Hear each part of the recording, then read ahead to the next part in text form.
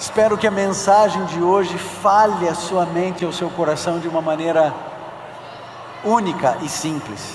Aliás, eu vou dizer uma coisa para você bem importante. Essa mensagem que eu vou apresentar para você agora, na minha avaliação,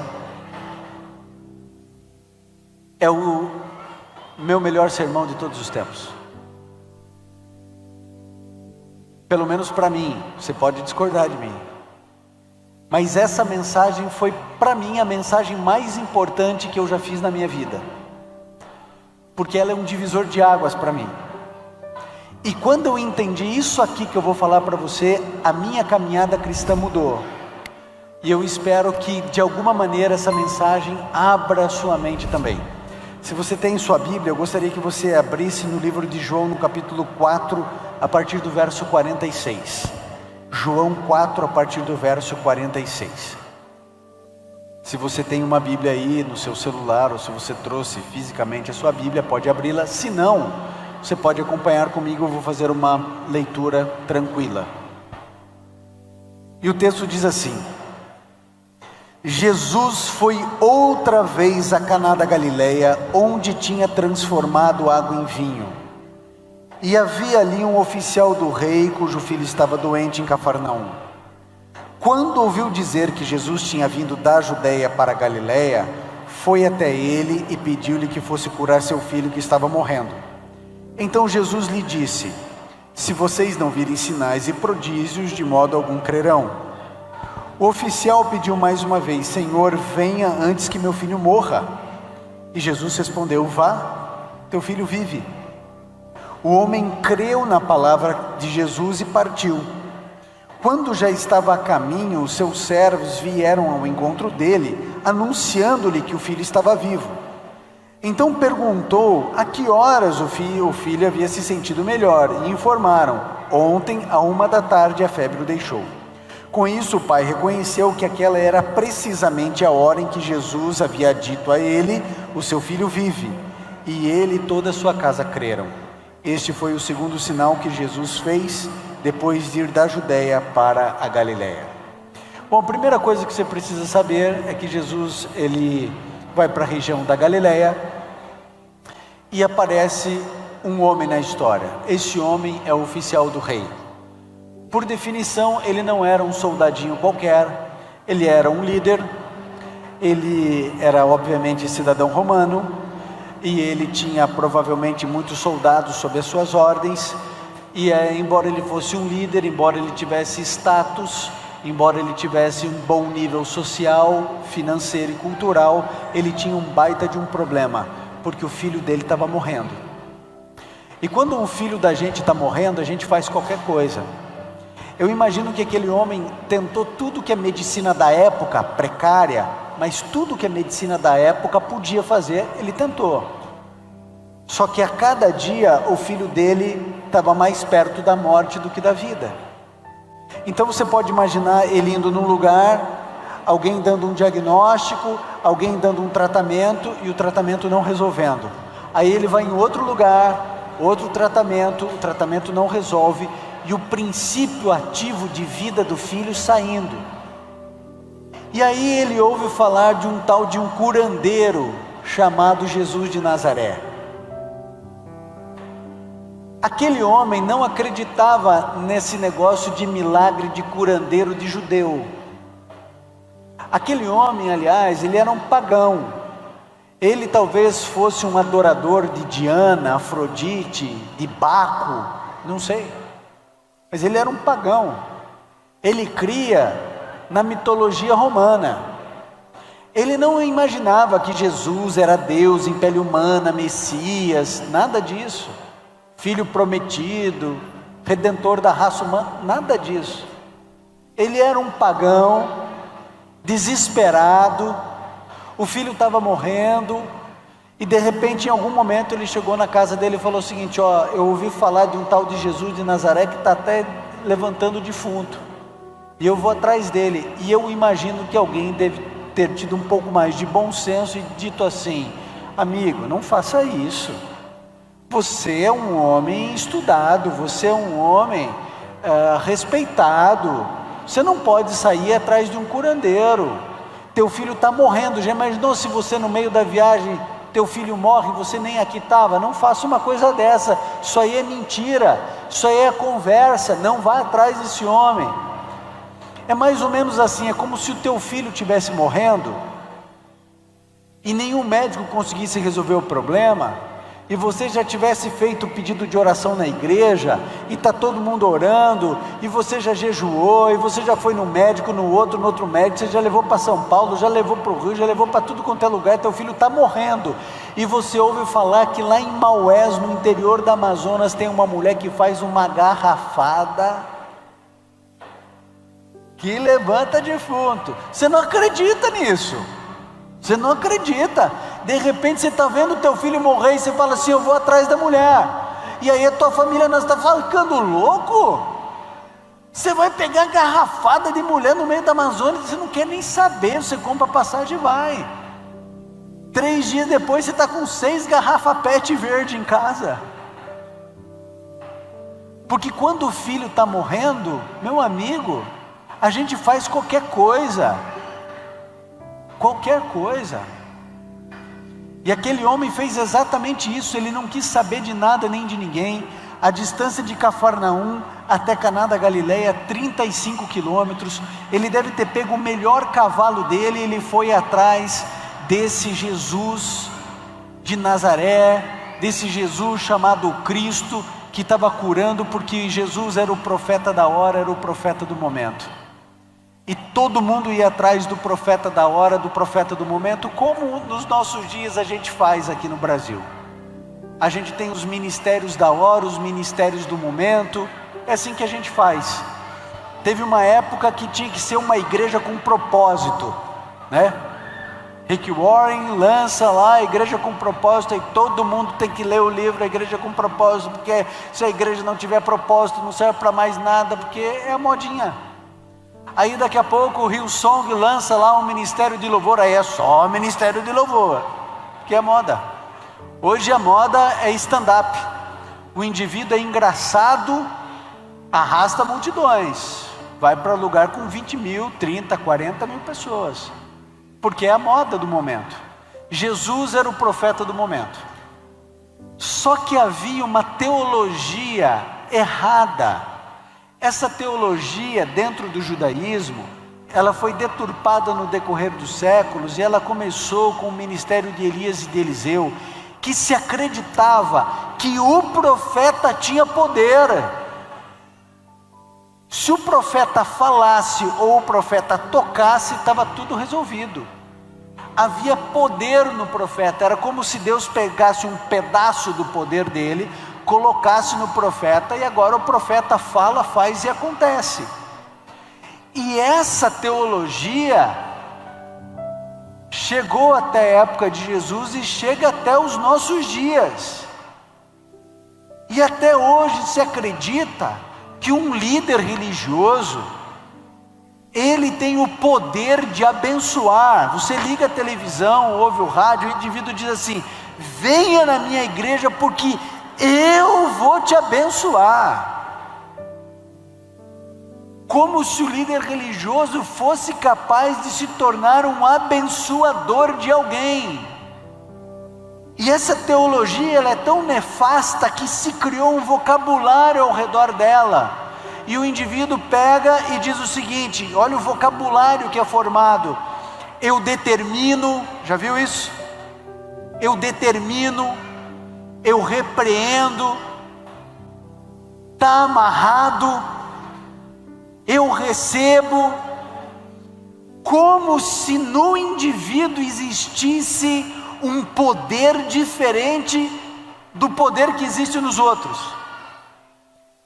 Essa teologia diz que há poder naquilo que a gente fala. Eu me lembro que a minha avó dizia isso para mim.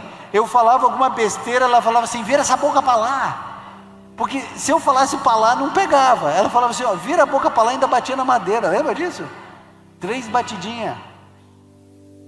Você acreditar que existe poder sobrenatural quando você fala, ou qualquer pessoa fala, é da mesma ordem de loucura do indivíduo que chega e diz para você assim: ó, quando você for cruzar um cheque, você tem que cruzar daqui para cá, porque se cruzar de lá, daqui para lá, o dinheiro vai. Se você cruzar para cá, o dinheiro vem. Você entendeu? Porque você é pobre até hoje, né? Sempre cruzou para lá.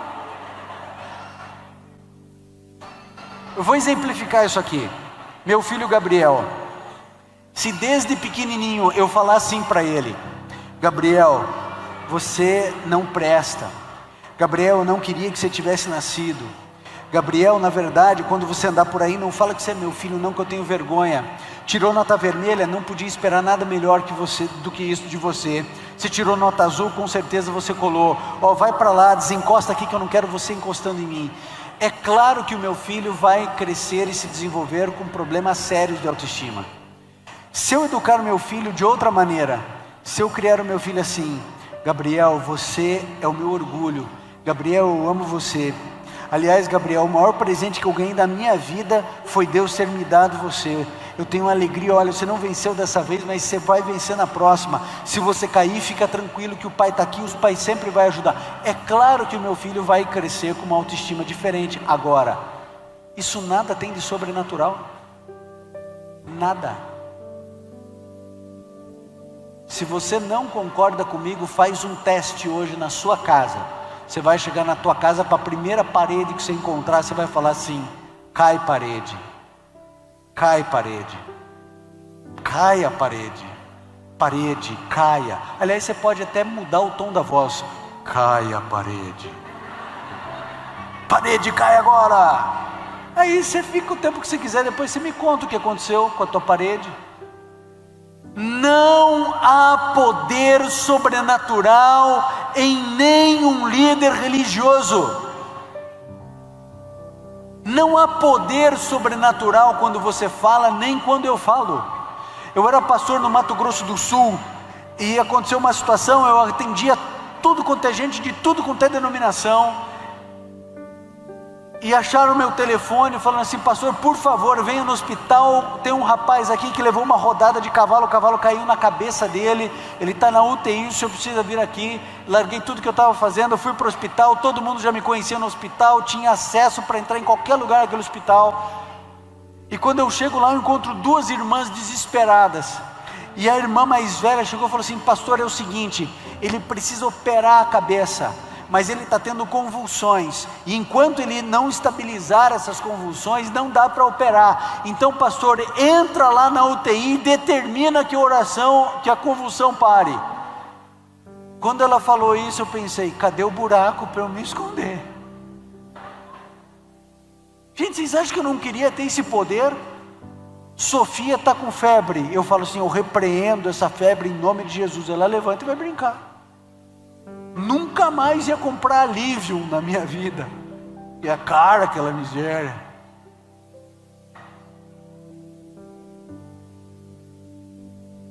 Agora, faz parte dessa teologia de dependência fazer com que você se sinta menor do que o líder religioso. E ele terá o poder em si de abençoar, amaldiçoar, determinar, e tudo vai se resolver. O que a gente não para pensar é: por que o indivíduo cura todo mundo, mas quando o joelho dele estoura, ele vai para o Albert Einstein resolver o problema do joelho? Porque se ele faz ali, ele faz aqui, não faz? Por que não faz aqui? Vai para o médico. Aí a gente não entende.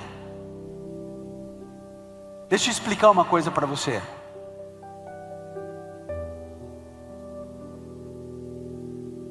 Eu tenho 1.200.000 seguidores no Facebook.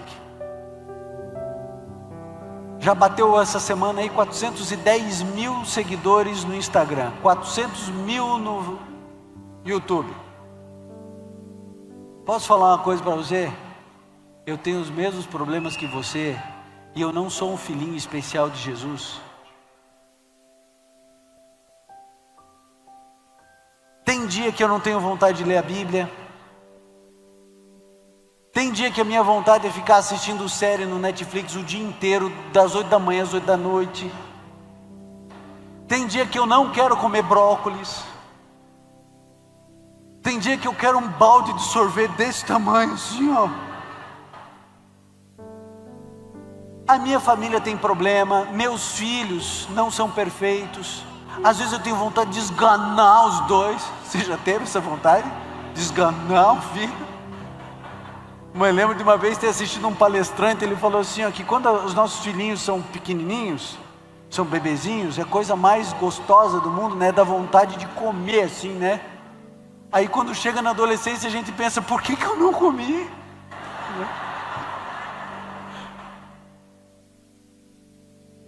Eu sou exatamente como você, e onde eu vou as pessoas pedem oração para mim, e tem tudo certo, porque a Bíblia diz que a gente deve orar uns pelos outros. O problema é quando a pessoa ora, e ela vem pedir oração, e ela diz assim, pastor, por favor, ora por mim, porque eu tenho certeza que Deus ouve a sua oração. O que a pessoa acha? Que eu tenho um atalho no céu que você não tem? Não, o Ivan, ele tem um caminho aqui, ó. Você acha que Deus fala assim, bom, esse aqui é consagradinho, eu vou ouvir. Esse aqui é pecadorzinho, não vou ouvir. Você acha que é assim? Amigo, pelo amor de Deus, você é melhor do que toda essa confusão religiosa que está aí. Agora perceba, aquele oficial do rei, ele era um pagão, idólatra, não acreditava em Jesus, mas ele teve uma virtude, ele foi no lugar certo, ele foi a Jesus. Você já sabe qual que é o seu problema, né? Você foi para a igreja, você foi para o pequeno grupo, você foi para o jejum, você foi para a corrente de oração, você foi ouvir sermão meu no YouTube, não foi para Jesus. E é claro que você não foi para Jesus, é claro. E eu não estou falando isso para te machucar ou para te ofender, não. É claro que você não foi para Jesus, sabe por quê? Porque Jesus não mente. Jesus Cristo disse, aqueles que vierem a mim, de modo algum os lançarei fora. Então se você está desesperado, angustiado, cheio de nervosismo, se você não consegue dormir, se os problemas são maiores do que a tua capacidade de resolução, é porque você tentou tudo, menos a única coisa que ia resolver o teu problema. Teu problema não é o ano bíblico. Teu problema não é estudar a lição dominical, lição de escola sabatina. Teu problema não é esse. Teu problema não é assistir o videozinho ou não assistir o videozinho. Teu problema é que um único lugar tem a solução para você. E esse lugar é uma pessoa, esse lugar é Jesus. E quando você for verdadeiramente a Jesus, aí você vai entender o que aconteceu na história desse milagre. Por quê? Porque aquele homem, ele chega a Jesus com a teologia errada, com falta de crença, ele não acreditava, e ele traz a Jesus 3 problemas. Jesus, vem comigo rápido. Por quê? Senhor, porque é o seguinte, meu filho está morrendo, e tem uma distância, ele traz 3 problemas. Quando ele declara essa frase, Senhor, venha antes que meu filho morra, ele estava dizendo assim, tem 3 problemas para o Senhor resolver. Primeiro deles, o tempo. Eu demorei aqui 1h30 para chegar, vai demorar 2 porque o cavalo está cansado. 2 horas, o Senhor tem um problema do tempo. Segundo problema, a distância, 35 quilômetros, a gente tem que percorrer essa distância. E terceiro problema é a gravidade da doença do meu filho, antes que ele morra. Ou seja, aquele homem não tinha a menor ideia de com quem ele estava falando. Ele estava falando com o dono do tempo, ele estava falando com o dono da geografia, ele estava falando com o dono da vida. Mas na cabeça daquele homem, ele tinha solução para o problema do filho. Qual que era a solução? Jesus, sobe na garupa, nós vamos correr 35 quilômetros a todo vapor, aí o senhor vai falar e vai tocar, olha a teologia errada, você vai tocar ou vai falar, e aí vai tudo se resolver. Na cabeça dele, Jesus ia subir na garupa, e ele ia correr com Jesus assim, ó. Aí Jesus olha e fala assim, eu não vou subir nesse cavalo não, mas fica tranquilo, porque o teu filho vive. Quanto tempo demorou para Jesus resolver o problema daquele homem? Quanto tempo? 1 nanosegundo. Demorou o tempo de Jesus falar: teu filho vive. A febre, o que aconteceu com ela? Desapareceu. Sabe por quê? Porque embora não haja poder na palavra do profeta, há poder na palavra de Cristo. E é só quando ele fala que existe, sai poder. Jesus Cristo disse assim, um dia na eternidade: haja luz, e houve luz. Um dia Jesus Cristo disse assim: ô mar, te acalma, e o mar acalmou. Um dia ele pegou e falou assim: ô vento, para um pouco, e o vento parou. Um dia Jesus pegou e falou assim: menina, levanta, e a menina levantou. Porque quando Jesus Cristo fala, há poder, porque Ele é o autor de tudo que existe. Quando você fala ou quando eu falo, não acontece nada. Quando Cristo fala, tudo acontece.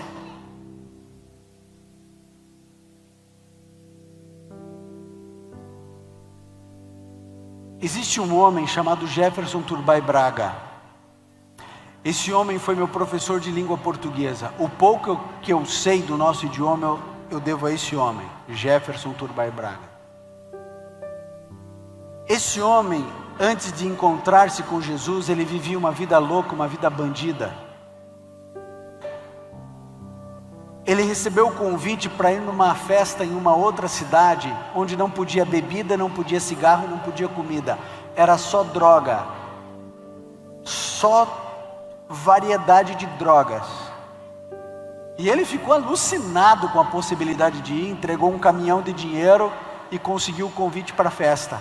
Foi, e ele experimentou tanta droga que ele nem tinha ouvido falar, que em meia hora de festa, ele já sai louco pela rua, sentindo a overdose, e ele percebe que vai morrer no meio de uma praça de uma cidade desconhecida de madrugada. Esse homem clama a um Deus que ele não acreditava porque ele era ateu, e ele diz assim: se o Senhor existe, o Senhor salva a minha vida porque eu vou morrer aqui. E ele cai inconsciente, ele passa 48 horas como um indigente numa praça, desaparecido da família e dos amigos, ninguém achava ele. Quando esse homem levanta, depois de 2 dias, ele não tinha vício nenhum. Mas quando você conversa com ele, ele diz que antes de perder a consciência, ele ouviu Jesus falando com ele, dizendo: você vai viver. Se você pegar um programa da Novo Tempo chamado 180 Graus, quem apresenta esse programa é Creriane, e ela entrevista pessoas que tiveram a vida transformada. Foi uma mulher de Brasília, vida louca, problema dela, cocaína, cheirando e injetando, só isso. Não era maconha, não era heroína, não era crack, só cocaína. Nunca traiu o marido, só cocaína. 3 crianças em casa, vivia vida louca. Começou a ganhar muito dinheiro, comissionada. Ela começou a ganhar muito dinheiro e ela usava tudo para droga. Largou família, abandonou casa, abandonou tudo, foi viver em droga. E um dia ela tinha cheirado tanta cocaína, carne viva nas narinas, andando alucinada no plano piloto em Brasília. Ela é incapaz de controlar suas necessidades e ela se urina inteira dentro do carro. Para o carro e começa a andar como uma leoa no meio do nada, no meio da cidade. Começa a andar como uma leoa, ela sente que vai morrer, ela clama a Deus antes de entrar em coma. Ela clama a Deus e perde a consciência e fica dias e dias em coma. Quando essa mulher sai do coma, ela não tinha memória da sensação de se cheirar cocaína. Você sabe o que é isso? O nome disso é cura das memórias. Jesus tem a capacidade de entrar na sua estrutura e mudar o seu DNA. todos os traumas e complexos herdados ou adquiridos na vida, uma palavra de Cristo, e Ele entra na sua estrutura genética e Ele muda tudo. Ele entra no seu passado e conserta tudo. Você não pode voltar ao passado, mas o dono do tempo pode entrar dentro da sua alma, em lugares que você não pode acessar, e Ele é capaz de reescrever sua história. Mas você precisa ir a Jesus, não é igreja, não é líder religioso, não é jejum, não é leitura da Bíblia. Você precisa ir a Cristo, porque você precisa entender uma coisa: você não é um bibliólatra, você é um cristão. Quem é maior, Jesus ou a Bíblia? Jesus ou a Bíblia? Vá a Cristo, vá a Jesus. Mãe, você que está desesperada porque teu filho e a tua filha estão morrendo no mundo, para de pedir oração na igreja e terceirizar a tua responsabilidade. É o teu joelho diante de Jesus que precisa ir. Pega o cavalo, anda 35 quilômetros, come poeira, não vai no banheiro, mas você vai a Jesus e diz: venha antes que minha filha morra. Aí a gente tem um outro problema, porque a gente quer apresentar para Jesus a solução que Ele tem que dar, porque na verdade a gente não está interessado em Deus, a gente está interessado no poder dEle, nos milagres dEle. É mais ou menos como se a gente orasse e falasse assim: Senhor, é o seguinte, eu estou precisando de um negócio aqui que eu não estou conseguindo resolver, porque se eu tivesse o teu poder e resolvesse, de forma alguma eu estava lhe incomodando agora. Se eu tivesse o poder que o Senhor tem, eu jamais lhe incomodaria. Aquele homem não queria ser amiguinho de Jesus, viu? Aquele homem não queria ser discípulo de Jesus. Aquele homem tinha um baita de um problema, o filho dele estava à beira da morte.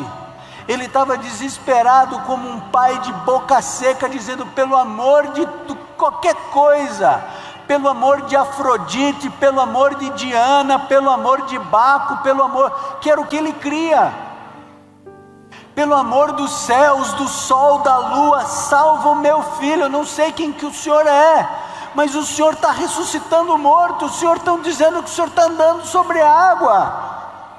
Então se o Senhor pode fazer alguma coisa, faz alguma coisa por mim.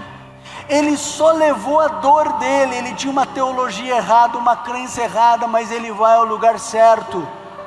A nossa luta precisa ser ir à pessoa certa, ao lugar certo. E aí, a partir de agora, eu preciso que você preste muita atenção no que eu vou te dizer, porque o que eu vou te dizer você nunca ouviu falar em lugar nenhum. Isso significa dizer que você vai ter que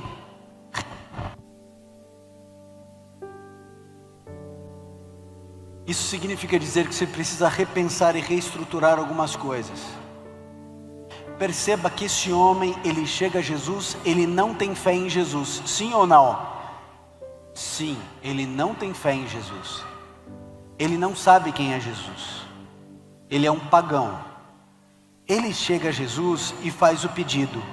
Aí Cristo falou: o teu filho vive. E depois que Cristo falou, aí então, depois que Cristo falou, a Bíblia diz que aquele homem creu. Isso significa dizer que a fé, ela vem depois da palavra de Cristo. A fé não antecede a palavra de Cristo. Primeiro vem a palavra, depois a fé. Não é exatamente isso que a Bíblia diz? A fé vem pelo ouvir, e ouvir a palavra de Deus, de Cristo. Como que a fé vem? É quando a gente ouve Cristo falar. Então, essa historinha que contam pra gente, que o fulano é um homem de fé, que aquela é uma mulher de fé, isso é uma grande balela. Nós não temos fé. A humanidade, a raça que você pertence, a raça humana, não detém em si fé.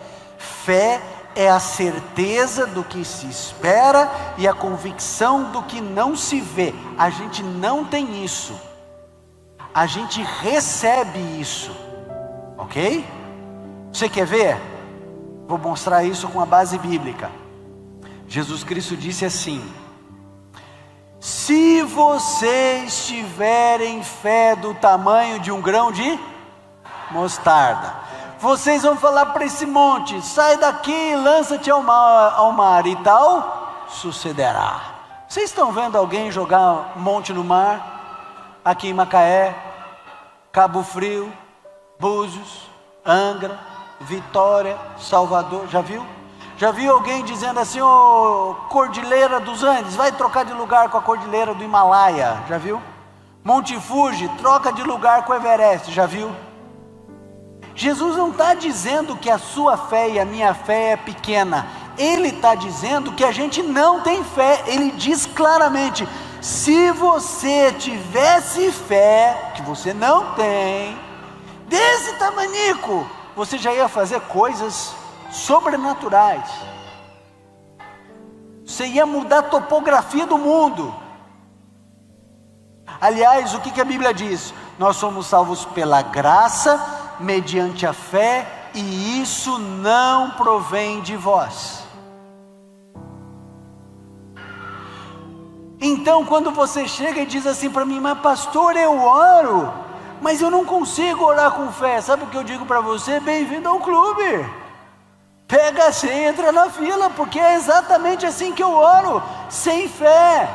Aí você fala assim: mas pastor, a Bíblia diz que sem fé é impossível agradar a Deus. Então a gente precisa ter a fé. Mas como se eu não tenho a fé? Então eu tenho que ir a Cristo, porque depois que Cristo fala, Ele concede a fé.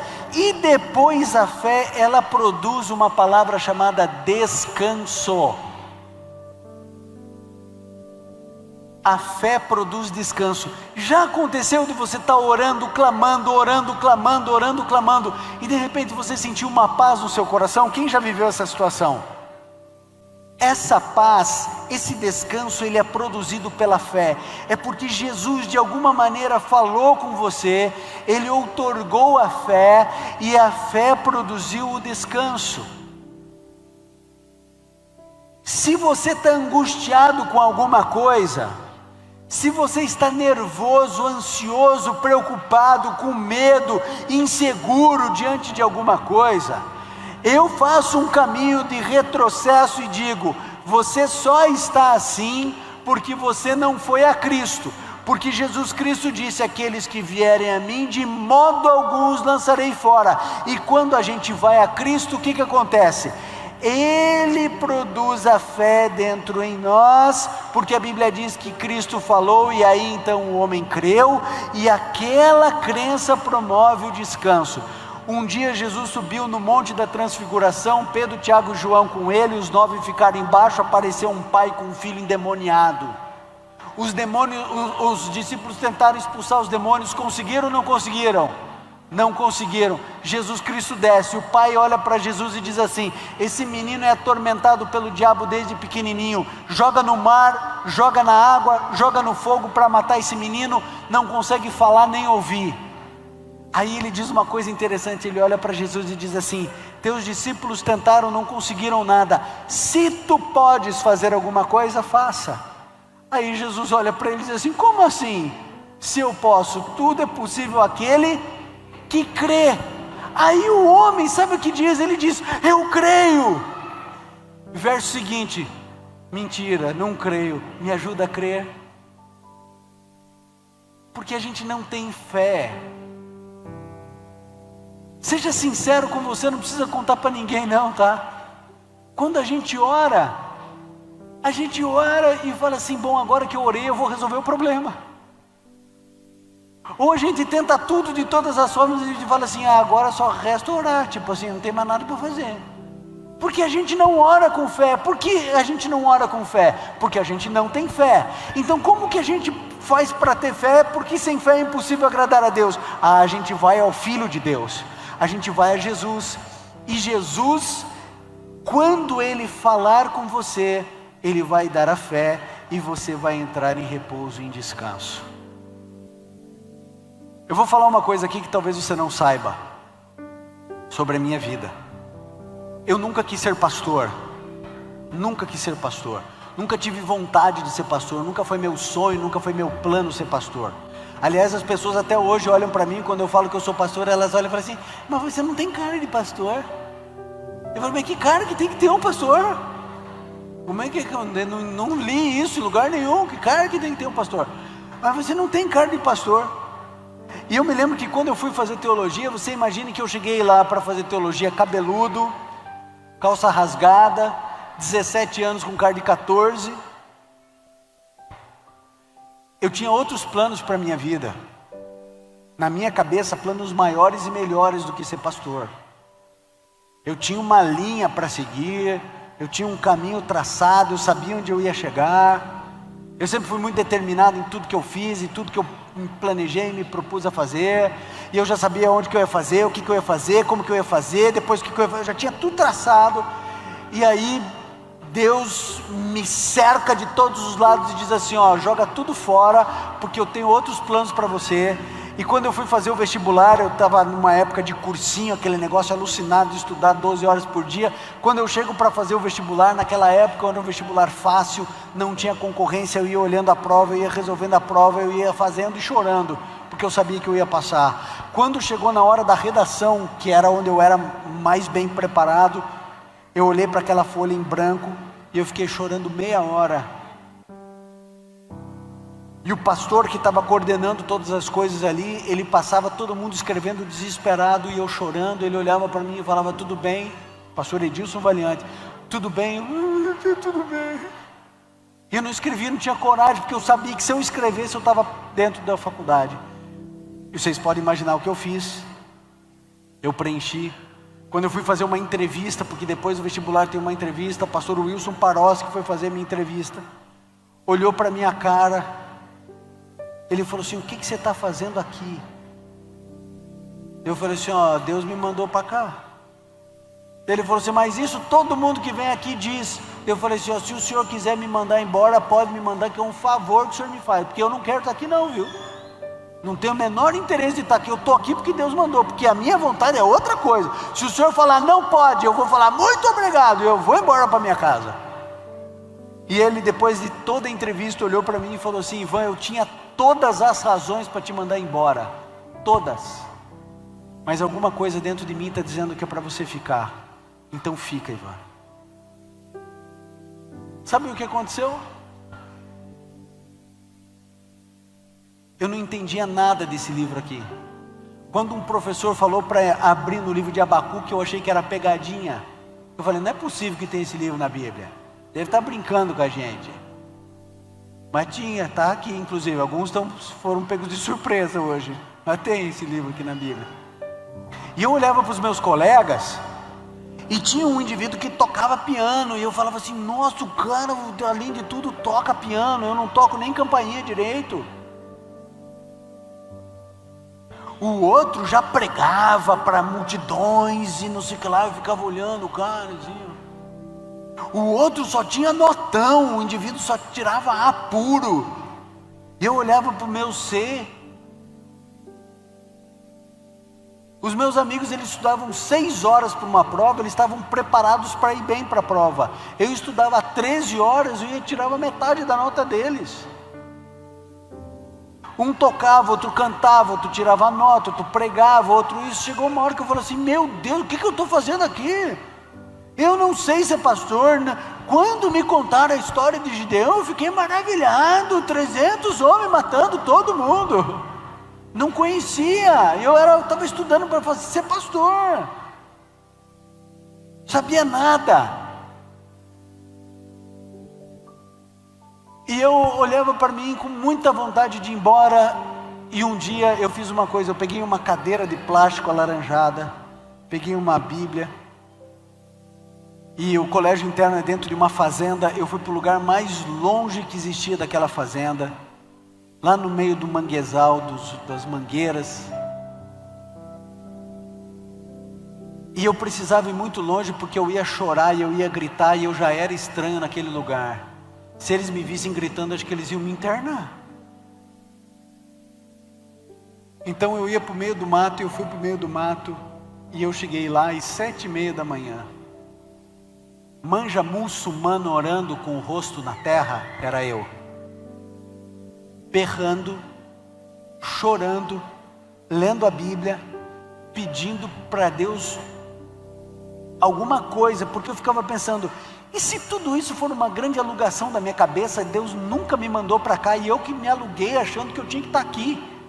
Eu falei assim, Senhor, eu quero ir embora desse lugar, me deixa ir embora desse lugar, ou o Senhor me prova que eu tenho que ser pastor, ou me libera para eu ir embora, porque eu sou novo ainda, eu tenho muita coisa para fazer, eu não tenho nada que ver com essa fazenda, eu não entendo nada desse livro, eu não entendo nada de teologia, minhas notas são uma vergonha, eu não entendo nada, o Senhor precisa fazer alguma coisa. E eu fiquei chorando e clamando, e o meu rosto inteiro de barro, de terra e lágrima.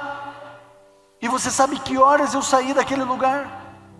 Às 11 horas da noite. E você sabe por que eu não saí às 10? E sabe por que eu não saí à meia-noite? Porque foi às 11 horas da noite que Jesus falou comigo. E quando Ele falou comigo, Ele me deu a fé, e a fé gerou descanso. Sabe como é que eu voltei no meio do mato, aquela noite? Eu voltei assim, ó. Feliz, leve, porque eu sabia que eu ia ser um pastorzaço. Porque Jesus falou assim, é você mesmo, não está enganado não, menino, é você. Você não tem nada, mas é você que eu escolhi para mim, e é você. E eu tinha muita dificuldade e medo, porque a faculdade era muito cara, minha mãe sozinha com outros 2 filhos na faculdade. Ali eu entendi que quem convida paga a conta. Quem convida paga a conta. Eu terminei o curso de teologia sem dever um único centavo, não sei de onde veio o dinheiro. Eu sei que eu chegava para falar para o tesoureiro da escola, eu tenho uma mensalidade. Ele falou assim, olha, pagaram 5 para você aqui nesse semestre. Quem pagou? Não quer falar. Mas eu não pedi para ninguém. Ele falou assim, ele não quer saber, está tudo pago, isso aqui é isso aí mesmo. Quantas vezes eu estava estudando na biblioteca, ligação para o Ivan, eu ia lá, o indivíduo falava assim, você não precisa saber quem eu sou, 2 mensalidades pagas para você, muito obrigado, tchau. Voltava lá para estudar. Uma mulher nunca me viu na vida, me ligou e falou assim, eu preciso que você venha aqui em Curitiba. Para quê? Falou assim, porque eu vou pagar o seu semestre. Ah, então eu vou. Fui para Curitiba, ela pegou e escreveu 6 cheques, nunca vi essa mulher na vida, nunca mais vi, não sei quem é, fui na empresa dela, ela assinou 6 cheques, ela falou, passar bem que eu tenho coisa para resolver, eu também, muito obrigado, peguei o cheque e entreguei lá. Aí sabe o que aconteceu com os coitados dos meus colegas? Quando eles se formaram, todos tiveram um chamado e um trabalho. Eu não. E eu pensei, como Deus é bom comigo, os meus colegas já vão trabalhar e eu vou estar de férias. Voltei para casa da minha mãe, com a comidinha, a roupinha lavada. Jesus me deu 3 meses de férias, e os meus amigos ligavam e falavam assim, cara, você não está preocupado? Eu falei assim, eu não fui eu que escolhi para ser pastor, algum lugar Deus vai me pôr para trabalhar. Agora, ele sabe que eu estou precisando descansar um pouco. Pô, 3 meses de férias? Quem tem isso aqui? Eu tenho, eu tive. Hoje também nunca mais tive, né? Mas ali, é isso. Sabe por quê? Porque quando Jesus fala com você, sabe como é que você sai? Você sai assim, ó. Aquele homem, presta atenção aqui. A Bíblia diz que aquele homem Voltando para casa, os servos dele chegaram falando assim: mestre, mestre, teu filho vive, teu filho vive. E ele falou: eu estou sabendo. Mas como assim? Não sei, não tinha celular, gente, não tinha como comunicar. Então, como é que você sabe? Eu falei: não, tranquilo, só me diz uma coisa, quando que o meu filho, a febre foi embora? Ontem, à 1h da tarde. Você prestou atenção no que eu acabei de falar agora ou não? Ontem. Gente, o texto bíblico está dizendo para você e para mim que aquele homem, quando Jesus falou: teu filho vive, está dizendo que ele não subiu no cavalo e saiu correndo para abraçar o filho para ver se era verdade. Ele ficou em Caná da Galileia, porque ele estava em paz. Ele não saiu correndo para casa. Ele foi resolver os problemas dele em Caná, dormiu em Caná, e agora no outro dia, como é que ele está voltando para casa? Está voltando assim, ó. Por quê? Porque ele teve um encontro com Cristo. Quando Cristo fala, ele produz a fé, e a fé gera o descanso. Eu termino a mensagem de agora à tarde, contando para vocês uma outra coisa que você não sabe da minha vida. Eu sempre fui uma criança muito agitada, muito. Para não dizer chata, eu digo agitada. Mas eu tinha as duas coisas. E eu era daquelas crianças que a mãe colocava para dormir com a cabeça aqui e ficava rodando a noite inteira, sabe? Já viu isso? Eu era dessas. E numa noite, a minha mãe não sabia, ninguém sabia, mas eu estava convulsionando. E passou 10 minutos, ninguém viu, 15 minutos, 20 minutos, 30 minutos, 40, 50 minutos, 1 hora, 1h30, ninguém sabia. Eu estava fritando, estava morrendo, já estava inconsciente, cheguei no hospital em coma. Quando a minha mãe falou assim: mas peraí, esse menino está se mexendo muito, tem alguma coisa errada. Quando ela foi ver, eu já estava em coma. Aí ela ligou para um médico que morava no mesmo prédio que eu, ele aciona uma ambulância com mais agilidade, me colocam dentro de uma UTI e me mandam para o hospital. E na época eu tinha um tio, digo tinha porque ele é falecido, muito rico, rico mesmo, de verdade, assim, não é bem de vida, ricão mesmo. E ele pegou e me mandou para o melhor hospital, com os melhores médicos, com a melhor UTI que existia na época em Curitiba. E aí, aquele negócio todo, aquele desespero. Os médicos, depois de fazerem todos os procedimentos possíveis, reuniram a família e falaram assim: olha, agora depende dele, porque tudo que a medicina podia fazer foi feito, não tem mais o que fazer. E era um baita de um problema, né? A minha tia, muito indignada, falou assim: que história é essa que não tem nada mais para fazer, sempre tem alguma coisa para fazer? Não tem. Dá para botar ele numa UTI aérea, mandar para o Albert Einstein, mas os equipamentos de lá são exatamente os mesmos daqui, e a junta médica lá vive trocando ideia com a gente com eles. Então, mas é a escolha de vocês, façam o que vocês quiserem. E aí, obviamente, me deixaram em Curitiba, e a família toda em desespero, porque você pode imaginar, eu com 10 anos era a coisa mais fofa do mundo. Brincadeira, mas é verdade. Aí chegou uma hora que estava todo mundo assim, com aquela cara de... E a minha mãe falou assim: por favor, todo mundo para fora do quarto. E mandou todo mundo embora, tio, tia, irmão, papagaio, vai todo mundo, médico, enfermeira. Ela fecha a porta do quarto, e a minha mãe se ajoelhou do lado da cama. Nós não tínhamos igreja nenhuma, não frequentávamos igreja nenhuma. A minha mãe se ajoelha do lado da minha cama, e ela começa a conversar com Jesus. Sabe em que horas a minha mãe se levantou do lado daquela cama? Quando Cristo falou com ela. Cristo colocou a fé dentro dela, a fé gerou o descanso. Toda a família desesperada, entrava dia, saía dia, entrava dia e saía dia, e eu em coma, e cada dia a orientação médica era que eu poderia acordar em 5 minutos ou em 50 anos. que cada dia que demorasse a complexidade ia aumentando, e cada dia que passava as pessoas cada vez mais desesperadas. Mas se você estivesse vivendo essa cena, você ia encontrar uma mulher de 1,63 m, no seu mais perfeito equilíbrio emocional. Conversando com a minha mãe essa semana sobre tudo isso que aconteceu, ela disse assim, que antes de orar, ela desmaiava várias vezes, de pavor. Depois que ela orou, e depois que Cristo falou com ela disse, Deus me deu uma paz. Todos desesperados, ela em paz. E uma bela manhã, às 10 horas da manhã, eu abri meus olhos, virei para o lado e disse, mãe,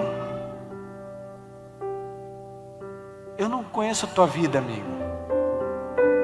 Eu não sei qual é a luta que você tem enfrentado, as batalhas que você tem vivido.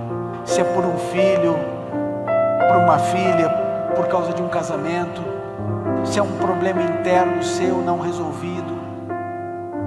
Mas pelo amor de Deus, vá a Cristo. Vá a Cristo. E você faz como Jacó, e você diz, eu não te deixo ir enquanto o Senhor não me abençoar. E você vai por meio do mato e põe a tua cara na terra, e você clama ao Senhor, e você permanece o tempo que for. Jacó, quem era Jacó? Bandido, manipulou com a mãe, aplicou no pai, o irmão queria matar, enganador, falsário, impostor. Mas não adianta, esse indivíduo agarra em Deus e diz assim, eu sou um lixo, mas eu não posso deixar o Senhor ir. E aí Deus olha para ele e diz assim, você lutou com Deus ou com os homens e prevaleceu. A partir de agora o teu nome não é mais Jacó, é Israel, e o teu nome será o nome do meu povo.